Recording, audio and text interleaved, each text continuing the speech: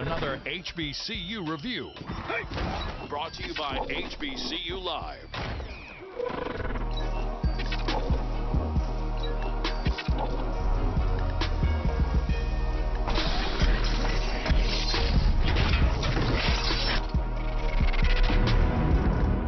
A 7-0 lead. Virginia State would come right back. Terrian Ayers with a pretty bomb to Javon Smallwood, a 50-yard strike, and we're tied at 7. The Trojans came into this game riding a 10-game winning streak and had every intention of extending that streak to 11 games. Andre Rawls tried to take the game over single-handedly late in the first quarter. First, the tackle for a loss there.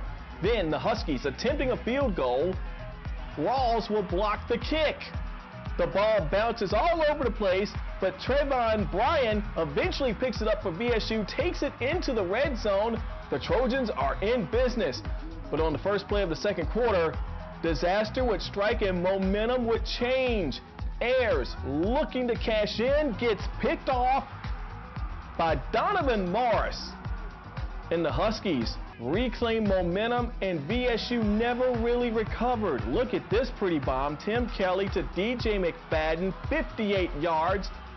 Bloomsburg goes up by a score of 14-7. The Huskies would then run off 28 unanswered points before VSU gets back on the scoreboard. Ayers finds Smallwood for another big gain. Smallwood had 6 catches for 117 yards. Kayvon Bellamy caps the drive with a 1-yard scoring run, but it wouldn't be enough. Virginia State's storybook season comes to an end at Bloomsburg University. Latrell Scott's team falls 35-14, but VSU can be very proud of their season. They went 10-3, winning the CIAA championship and all but certain of a top 25 ranking in the final Division II polls. Meanwhile, in Houston, Braves Nation found out you can go home again. John Gibbs Jr., the quarterback for Alcorn State, is a native of Houston, and he put on quite a show at Reliance Stadium as the Braves took on Southern in the SWAC championship game. Gibbs rips off a 50-yarder here on the first possession of the game for the Braves. He ran for 132 yards. He threw for 245 yards and 3 touchdowns. Alcorn State jumped out to a 17-3 lead, only to see Southern come back and tie the game at 24 before the Braves scored the final 14 points in this game to win a shootout at Reliance Stadium. Final score 38-24 to win the SWAC championship. It's Alcorn State's first SWAC championship since the days of Steve McNair when he threw touchdown passes all over the lot in Lorman. Congratulations to the Braves and congratulations to Southern for winning the SWAC West Division title. Time for some basketball now. Let's pick it up in Orangeburg, South Carolina, where South Carolina State and FAMU opened up MEAC conference play. The Rattlers off to an 0-9 start. They just want to get a win. They don't care who the opponent is. Jermaine Rutley with a nice drive to the hoop to get things going for the Rattlers. But South Carolina State played above the rim all game long, starting with that alley-oop dunk to Darryl Palmer. And the Bulldogs are in attack mode all game long. The full court press leads to a steal. Tashambe Riley gets the layup. The freshman phenom looking good. Had a good game for South Carolina State, a team high 13 points. Then later, Edward Stevens, Devon Joint, alley-oop jam, and one. Stevens was setting them out in this first half. Here we are on the fast break. Stevens setting out an alley-oop for Riley. South Carolina State jumping out to a double-digit lead in this game. They're looking good. Florida A&M trying to get a run going late in the first half. Craig Bowman spots up, give him 3. Then a few possessions later, the bank is open for Jerron Foster, the unconventional 3. But FAMU still trails at the half. That is Jorge Rosa for 3 plus 1. He had a game-high 20 points for FAMU, and as I told you, South Carolina State had a double-digit lead at the half, and they come out smoking in the second half. Stevens setting it out again for Riley on the alley-oop. South Carolina State just jamming at will. Nice move to the hoop there, body control by Rutley. He had a nice game for the Rattlers. Off the miss, Devin Joint with a follow-up jam. South Carolina State with a comfortable lead for most of the second half. Bowman drills a three-pointer. FAMU rallied late, but it was too little too late.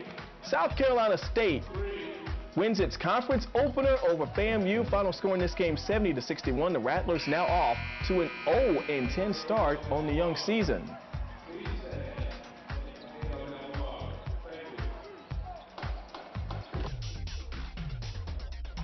Meanwhile, in Charlotte, it was a weekend SIAC CIAA Challenge, a round-robin event featuring Morehouse College, Johnson C. Smith University, Virginia Union, and Tuskegee. This is the Morehouse Virginia Union game. Pick it up in the second half. Tyrius Walker for three gives the Maroon Tigers a 13-point lead at 39-26. Then it's Tyrone Brown. Nice move there for a bucket. Morehouse in control. But then, as is often the case in basketball, it's a game of runs, and this run belongs to the Panthers. Nice steal leads to a layup by DeAndre Bullard. Bullard again on the receiving end after a steal. He gets the layup here, 2 of his 14 points. VUU chopping into that double-digit deficit, stayed in single digits for most of the last 10 minutes of this ball game. But every time Morehouse needed a key basket in this game, they got one. Here's one coming up here. Brandon Glover with the runner. Then later, Michael Scott, who had 4 three-pointers on this game for Morehouse, helps keep Virginia Union at bay with that three-pointer there. He had 16 points for the Maroon Tigers. Another steal leads to another basket for Virginia Union. This time, it's Avery Jermison with the and one. VUU gets to within 4, but again, Morehouse with an answer. Robert Askew and one. Tough game for the Virginia Union Panthers. Morehouse just seemed to have all the answers down the stretch. The House wins this game. Final score 70-66 over the Panthers.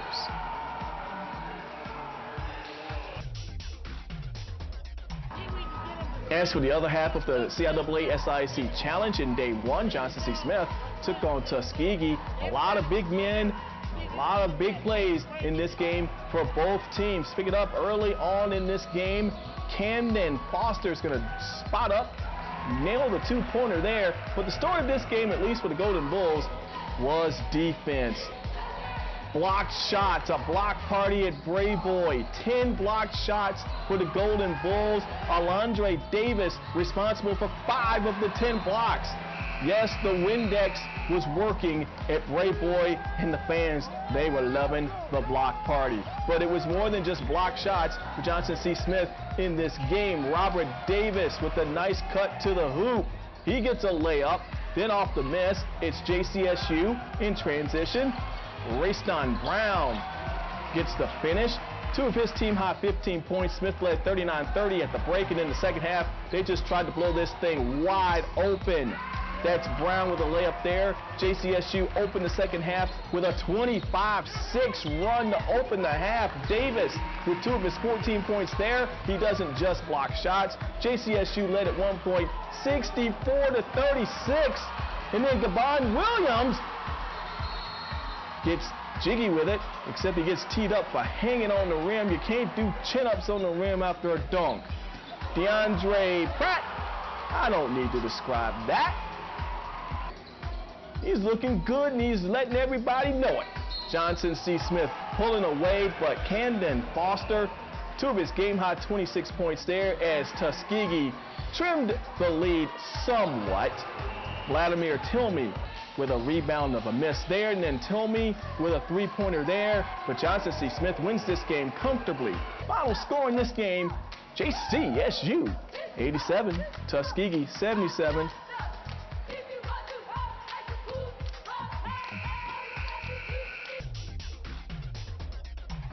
Day 2 of the SIAC CIAA Challenge was indeed a challenge for the Golden Bulls. Johnson C. Smith had a tough test in Morehouse. Early on, though, the Golden Bulls are on the move in transition. Rayston Brown with a nice finish with the left hand. JCSU looking good early. Then it's Joshua Linson for 3.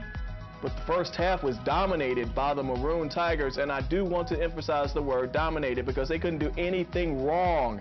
Tyrone Brown in the paint, getting work done. Then it's Jonathan Walker spotting up, give him 3. Just like that, it's 18-7 in favor of the house. Michael Scott now spots up, hits a jumper there. Morehouse led by as many as 22 points in the first half. They would have a 19-point lead at intermission, 40-21. I don't know what Coach Joyner told his troops at the break, but whatever it did, it worked because JCSU broke out the defensive clamps in the second half. Morehouse could score nothing. Meanwhile, JCSU took the lead on this alley-oop layup by Brown, a 27-7 run. It's a 48-47 lead. Scott would drill a three-pointer. Morehouse would build the lead back up to 5 points, but JCSU closes the game with a 12-6 run. Stedman Lemon with the jam right there for JCSU, and then Markel Lothrop with a 3-ball right there. JCSU coming up big when it mattered most, outscoring the house 40-20 in the second half to win in dramatic fashion, 61-60. And in our final game of the CIAA SIAC Challenge, it was Tuskegee taking on Virginia Union. Jerry Dunn once took Penn State to the NCAA tournament. Now he's trying to work similar magic with the Tuskegee Golden Tigers. Right there, it's Ray Anderson doing his thing for Virginia Union. He was in attack mode all game long. Anderson with a game-high 22 points for the Panthers. But then Tuskegee started playing a little defense in the second half and started scoring some baskets. Camden Foster with the nice layup there. Nice pass from David Alexander. Alexander can dish, and Alexander can score as well. Nice move to the hoop here. 19 points and 7 boards for Alexander. Graham Olashanuni also added 13 points, 8 boards, and 3 blocks. Nice all-around game from him. Tuskegee pulls away in the second half, and they knock out Virginia Union. Final score, 74-57. So Union was the only school that didn't win a game in the challenge. Okay, it wasn't a good weekend for Virginia Union down in Charlotte this past weekend, but it hasn't been all bad news for Panther Nation. Legendary head coach Dave Robbins was honored earlier this summer in recognition for all the things he's done at Virginia Union. And a lot of the men who helped Robbins win over 700 games at VUU were on hand to pay tribute. People just don't realize the magnitude of what he was able to do. As I will mention tonight, when basketball in Division II was mentioned across this country, Virginia Union was always in the conversation. And, you know, he just blessed so many people. You know, he's the master or king of posters. And you use those posters to kind of create a singleness of purpose. And I love that. And in my 30 years as a head coach, I stole that idea from Dave. And we use posters, and I tell you though, my favorite one was Next, but I didn't have enough courage to use it, but he did. But that, I got that from Dave, putting out a poster. Okay, so if you were standing right in front of you right now, what would you say to him? If you were standing right in front of you? It's an honor to be called a friend. Robbins won 3 NCAA Division II national championships during his time at VUU. He won those championships in 3 different decades. Luke Monjabber was the point guard on Robbins' last national championship team about 10 years ago. He still has a strong relationship with Coach Robbins to this day. Just solid. You know, from day one, you know, any issues, not that there were many, he always was there to help me make the right decision going forward. So just being solid and being consistent with his teachings, with his discipline, and everything else that falls under that. And still another SIAC CIAA matchup to tell you about. This one down in Orangeburg, South Carolina. Claflin playing host to Elizabeth City State. Loose ball picked up by Arthur Rogers, and he gets the bucket there. But Elizabeth City State came into this game on a roll. Michael Falcon is a big reason why. Falcon with a huge game for the Vikings. Step back jumper there after a three-pointer, and Elizabeth City's building that lead. It's double digits. Later, it's Elon Edwards. Look at this move to the hoop. runner. Give him 2. It's an 18-point lead at one point in the second half for Elizabeth City State. Adolph Caldwell will rebound the miss and drill home 2 of his 18 points. Aliko Dunk did such a good job with the women's team at ECSU, they promoted him to the men's job when Sean Walker took the job at Grambling University. And so far, it's starting to pay off dividends. The Vikings, as I told you, came into this game on a 4-game winning streak, and Falcon was doing his part to make it 5 in a row. 20 points on the night for Falcon. Then Glenn Patterson off the steal, can't finish. Patterson did have 20 points, but Edwards was there for the finish. ECSU still looking good. Patrell Rogers was the star of the show for Claflin. He had a game-high 29 points on the day, but too much Falcon, too much Elizabeth City State on this day. They had that 18-point lead, and they made it stand. Kyrie Marshall with the dunk there. ECSU wins its 5th straight game at the expense of Claflin.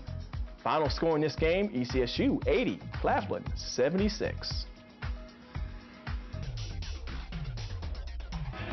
Meanwhile, in Fayetteville, the Broncos were trying to protect their house. Fayetteville State taking on UNC Pembroke down at Capel Arena. And the big man in the middle, Gatluick Thief, showing you how it's done in the middle. He dunks one way. He's going to show you another way to dunk. The follow-up jam. Now that's 2. I got one more to show you. The alley-oop dunk. Gatluick Thief looking good in the middle, but Pembroke State's got some gunners. That's Brandon Watts with the funky shoes, and Fayetteville State has a gunner too. That's Joshua Dawson with a 3-pointer +1. Dawson with a career-high 30 points in this game for the Broncos, plus an alley-oop to the big man in the middle, Thief. This one was going back and forth all night long. Cody Hughes with the follow-up jam for the Braves. And Pembroke led 41-36 at the break. In the second half, more Joshua Dawson. Nice drive to the hoop there. He can also facilitate the offense. Nice setup here. Torian Showers for 3.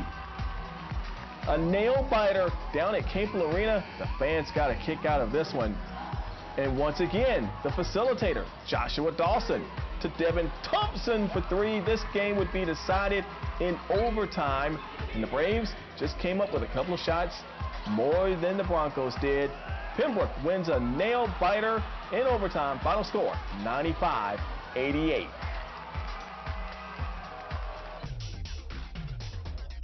That'll do it for this week's show. Glad you could join us. We'll be back again with more games coming up next week. Sponsorship opportunities are available with HBCU Live. Look us up.